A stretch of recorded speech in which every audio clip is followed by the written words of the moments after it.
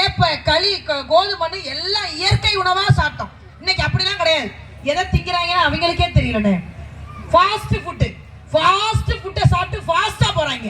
நீங்க அந்த சாப்பாடே பாருங்களேன், அப்படி தூக்கி போடும்போது மேல போயிட்டு கீழே வரும். என்ன அர்த்தம்? தின்னுட்டு மேலதான் போறோம். பூராத்தையும் அழிச்சிட்டாங்க. அன்னைக்கு இருந்த உணவு முறை இன்னைக்கு கிடையாது.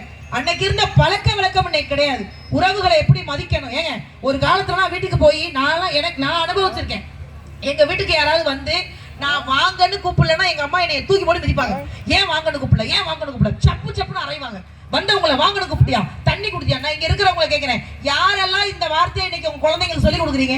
அன்னைக்கெல்லாம் நான் ஒரு வீட்டுக்கு போயிருக்கேன்க்கா, வாசல்ல ஒருத்தன் நல்லா ஹார்லிக்ஸ் டப்பா மாதிரி இருந்தான். என்னை பார்த்து வான்னே கூப்பிடலன்னு அந்த பெரியவர் வந்து சொன்னாரு, ஏய் அக்கா வந்திருக்காங்கல்ல வாங்கன்னு கூப்பிடு. அவன் என்னை மேலே இங்களே பார்த்துட்டு வா அப்படின்னா எனக்கு உச்சக்கட்ட அவமானம் ஆயிடுச்சு.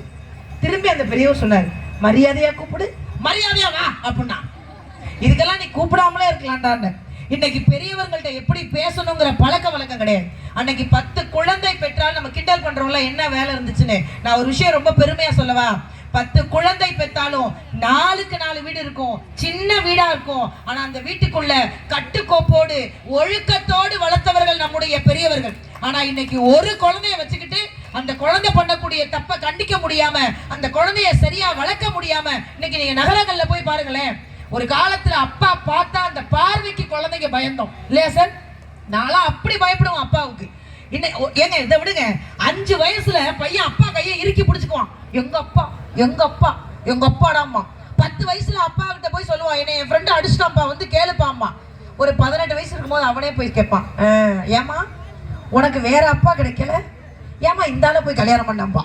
இன்னைக்கு பழக்கம் மாறி, வார்த்தை மாறி, மரியாதை மாறி, எல்லாம் மாறி போச்சே. இந்த வாழ்க்கை எங்களுக்கு எப்படி சந்தோஷமா இருக்கும்? பெரியவங்கள்ட்ட அந்த ஒரு பாசிட்டிவே இல்லை அப்படின்னு இவன் பாசிட்டிவாவும் பேசல, கொடுமையா பேசிட்டு உட்கார்ந்துருக்கான். இன்னைக்கு அந்த ஆரோக்கியம் விட்டு போச்சு, உறவு முறை விட்டு போச்சு. எங்க வாழ்க்கையில இவ்வளவு கஷ்டம் இருக்கேன்னு அடுக்கி வச்சிருக்காப்ல. அதெல்லாம் கஷ்டம்லாம் கிடையாதுங்க.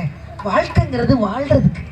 அவன் போறாரு, அவர் தான் தூக்கு போட்டு தொங்குறது, தென்னை மரத்துல ஏறி குதிக்கிறது, பொட்டாட்டிட்டு அடி வாங்குறதுன்னு 1000 பேசி இருக்கலாம். குழி தோண்ட படுறான். ஏய் நான்லாம் பட்டிமன்றத்துல வந்து உட்காந்தோடனே சொன்னான், எங்க வீட்டுக்கு முன்னாடி 6 அடியில குழி இருக்குன்னு.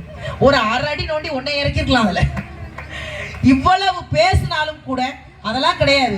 வாழ்க்கைங்கிறது வாழ்றதுக்கு. அந்த வாழ்க்கையை பத்தி நாங்க சொன்னா மட்டும்தான் செட்டிப்புல மக்கள் ரசிப்பாங்கிறதுக்காக அந்த அணியினுடைய தலைமை பேச்சாளர், முதல் பேச்சாளர் சகோதரி யோகதர்ஷினி வர்றாங்க. ஒரு நல்ல கைத்தட்டல கொடுக்கலாமே.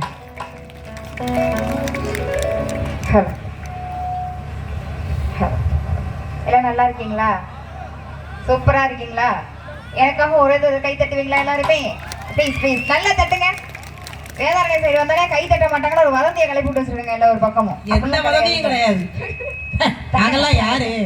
வடிவேலே வந்தாலும் வணக்கம் தானே. தட்டுறாங்கக்கா, நல்லா தட்டுறாங்க. எனக்கு தெரிஞ்ச இந்த ஊர்ல உண்மையிலே சொல்றேன், இப்படி ரசிச்சு நான் ரொம்ப சந்தோஷமா இருக்கு. இந்த பகுதியில இவ்வளவு ரசிக்கிற கூட்டம் இருக்கீங்க, எனக்கு அதுவே சந்தோஷமா இருக்கு. சந்தோஷம்க்கா. அதாவது உண்மையாகவே சொல்ல போனா இது எல்லாமே பாத்தீங்கன்னு சொன்னாக்கா விவசாயிகள் வாழக்கூடிய விவசாய பூமி இல்லையா? அது நம்ம செட்டிப்புலம் பகுதியை பத்தி, நம்ம ஊருடைய பெருமையை பத்தி சொல்லணும்னு சொன்னா, காசால படிகளந்தா கையிரண்டு போதாதுன்னு நெல்லான படிகளந்தா நேர கொஞ்சம் ஆகும்னு வந்தவங்களுக்கு வயிறார சோறு போடக்கூடிய சோழன் சொர்க்கேஸ்வரங்கிறதே வரம் இல்லையா? அதாவது சோழ நாடு சோறுடைத்துன்னு சொல்லுவாங்க. வரக்கூடிய அத்தனை பேரையும் ஃபர்ஸ்ட் பார்த்தோடனே சாப்பிட்டீங்களான்னு கேட்கக்கூடிய ஒரு பண்பு நிறைந்த மக்கள் வாழக்கூடிய பகுதியில நின்று பேசுறோங்கிறது நல்ல ஒரு சந்தோஷம். உங்க எல்லாருக்கும் நன்றி கலந்த ஒரு வணக்கத்தை சொல்லிட்டு அப்படியே அந்த மாரியம்மனை வணங்கிட்டு தலைப்புக்குள்ள வந்துட்டு மக்கா. கண்டிப்பா.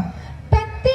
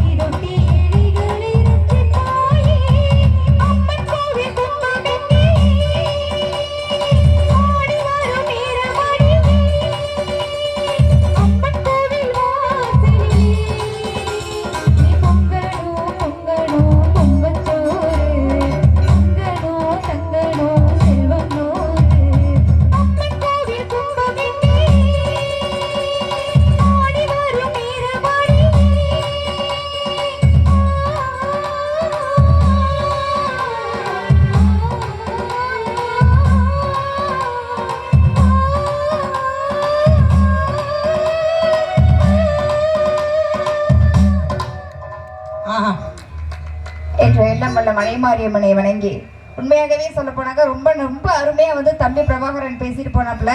அதுவும் அக்காவை பத்தி நிறைய பெருமைகள் சொல்லணும். அதாவது முகத்துக்காக வந்து சொல்றதுன்னு கிடையாது, ஒரே வரியில அவங்கள பத்தி சொல்லணும்னு சொன்னா எந்த நிலை உயர்ந்தாலும் வந்த நிலை மறவாத ஒரு அற்புதமான ஒரு உள்ளம்னு சொன்னாக்கா அது எங்களுடைய நிஷாக்கா தான் அப்படிங்கறத நாங்க ரொம்பவே பெருமையா சொல்லிப்போம். என்ன ஐஸ் வச்சாலும் திருப்பி யார் பக்கம் கிடையாது. பரவாயில்லக்கா, இது யாராவது இருந்தீங்கன்னா சொல்லிட்டு போவேன். அதாவது உண்மையாவே சொல்ல போனாக்கா எங்களை மாதிரியான பேச்சாளர்கள் ஒரு முன்னுதாரணம் அப்படின்னே சொல்லலாம். அந்த அளவுக்கு ஒரு பெண்கள்னா இப்படித்தான் இருக்கணும், பெண்கள்னா எதுக்குமே துணிச்சு நிக்கணும், பெண்கள்னா இன்னைக்கு வந்து அடங்கி போயிடக்கூடாது, எதா இருந்தாலும் எதிர்த்து கேட்கணும் அப்படின்னு சொல்லிட்டு ஒரு தைரியம்னு சொன்னாக்கா அது எங்க அக்காவை பார்த்து கத்துக்கலாம். உண்மையிலே ரெண்டே வரியில சொல்லணும், இது ஐஸ் கிடையாது. நீங்க எப்படி வேணாலும் இருக்கு, ரெண்டே வரியில சொல்லணும்னா அன்பிலே தாயாகவும் அழகிலே ஐஸ்வர்ய ராயாகவும் வீட்டில் கூடிய நடுவர் அவர்களே. அக்காவை நல்ல ஒரு கைத்தட்டல கொடுங்க, நல்லா தட்டுங்க. எப்ப எதிர்த்து போலாம் 6 அடி குழி 50 அடி குழின்னு இப்படி சொல்லணும், இப்படி பேசலாம். ஐஸ்வர்யா ராய் அன்பிலே தாய் அப்படி சொல்லணும். எப்படா சொன்ன தூக்கு போட்டு தொங்குற என்ன நயன்தாரா உலக அழகியாடா, என்ன வேணாலும் பேசுறா அன்னைக்கு.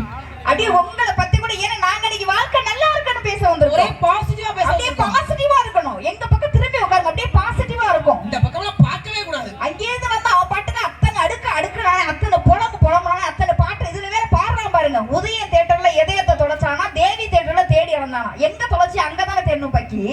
ஏண்டா தொலைச்சது ஒரு இடம், தேடுறது ஒரு இடம். இது இன்னொரு பாட்டு புஷ்பம் குப்புசாமி ஐயா இந்த பக்கத்து ஊர்ல தான் இருக்காரு, கம்பு எடுத்துட்டு வந்துருவாரு. ராசாத்தி ஒண்ணு நம்பி ராப்பகலா காத்திருந்தானா, ராசாத்தி நினைச்சிட்டு ராணியை கை பிடிச்சிருக்காங்க. அந்த அவங்க குடும்பமே அப்ப ஒரு மாதிரி டிஃபரெண்டா இருக்காங்கம்மா எல்லாரும். இப்படிலாம் பாடலாமா? ஒரு பாட்டு அப்படின்னா எங்க அக்காவாகவே எழுதி வச்சிருப்பாங்க, அதுதான் பாட்டு. ஒண்ணு மறந்து இருக்கு ஒரு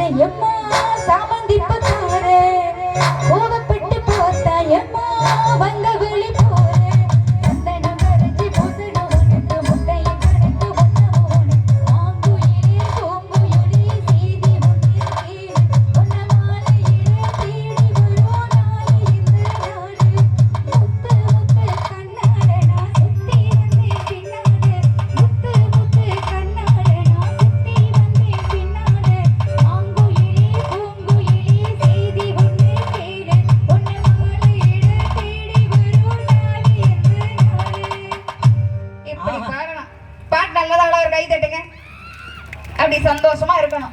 அதை விட்டுட்டு எப்ப பாரு எங்க வீட்டுல கஷ்டம், எப்ப பாரு எங்க வீட்டுல நான் என்ன கேக்குறேன்க்கா, ஏங்க வாழ்றான் போய் சாப்பி சொல்லுங்க. ஏமா நீ என்னப்பா இந்த பக்கம் தான் விளங்காது, இந்த பக்கம் திரும்பினா எப்பா பேரு தான் யோகதர்ஷினி, வாயை திறந்தா விளங்காது போல இருக்குங்க. அக்கா இன்னைக்கு யாருக்கு பிரச்சனை இல்ல? எல்லாருக்கும். ஏங்க எனக்கு பிரச்சனை இல்லையா? எப்பா எல்லாருக்கும் பிரச்சனை, எல்லாருக்கும் இருக்குக்கா. எனக்கு இல்லையா? ஜாச்சரன் இருக்குங்க, பிரபாக்கு இல்லையா, உங்களுக்கு இல்லையா, நாளைக்கு வராதா? எனக்கெல்லாம் என்ன வராதா? ஐயா செட்டிப்புலம், உங்க வீட்டு பிள்ளையா நினைச்சு என்ன ஒரு வாரம் வச்சு சோறு போடுங்க. தெரியாம இந்த டீம்ல வந்து நான் மாட்டிக்கிட்டேன். இல்ல என்னை காரைக்குடியில கூப்பிட்டாங்க, திருச்செந்தூர்ல கூப்பிட்டாங்க, கன்னியாகுமரியில கூப்பிட்டாங்க. என் கிறக்கம் இந்த குரூப்ல வந்து மாட்டிக்கிட்டேன். இல்ல எப்ப பாரு வாழ்க்கை அப்படி இருக்கு இப்படி இருக்கு. ஒரு காலத்துல நாங்க வாழ்ந்தோம், ஒரு காலத்துல என்ன வாழ்ந்தீங்க நீங்க எல்லாம்? எப்ப பார்த்தாலும் அந்த காலம் அதான் அந்த காலம் கிடையாது, அதான் நொந்த காலம். உண்மையா இல்லையாக்கா? அந்த காலத்துல பாருங்க பவுன் 10 ரூபா வித்துச்சு, எத்தனை பவுன் வாங்கி சேர்த்து வச்சிருக்க? அந்த காலத்துல பாருங்க ஏக்கர் 100 ரூபா தான் வித்துச்சு, எத்தனை ஏக்கர் வாங்கி சேர்த்து வச்சிருக்க? பூதடியில உங்க மாமா எத்தனை வாங்கி சேர்த்து வச்சிருக்காரு? அந்த காலத்துல நாங்கெல்லாம் நடந்தே பள்ளிக்கூடத்துக்கு போனோம். உங்க தலையெழுத்து நீங்க நடந்து நம்மளுக்கு என்னக்கா? ஏசி பஸ் விட்டுருக்கிறது இந்த காலத்துலதான், ஓசி பஸ் விட்டுருக்கிறது இந்த காலத்துலதான். இங்க இருந்து நீங்க இப்ப வேதாரண்யத்துல இருந்து நீங்க பரவ மார்க்கெட் போறீங்க, காலைல எத்தனை மணி பஸ்ஸுக்கு போறீங்க? 5 மணிக்கு வருமா, 5 மணிக்கு ஃப்ரீ பஸ் வருமா, அது அந்த ஆத்தாவும் சொல்லி பிங்க் பஸ் வருமான்னு சொல்லிட்டு எதிர்பார்த்து ஃப்ரீ பஸ்ல போறாங்க, ஏசி பஸ்ல வராங்க. அந்த சுகம்னா இந்த காலத்துல இருக்கு. அந்த காலத்துல நாட்டு வண்டியை கட்டிக்கிட்டு போயிட்டு இருந்தீங்க.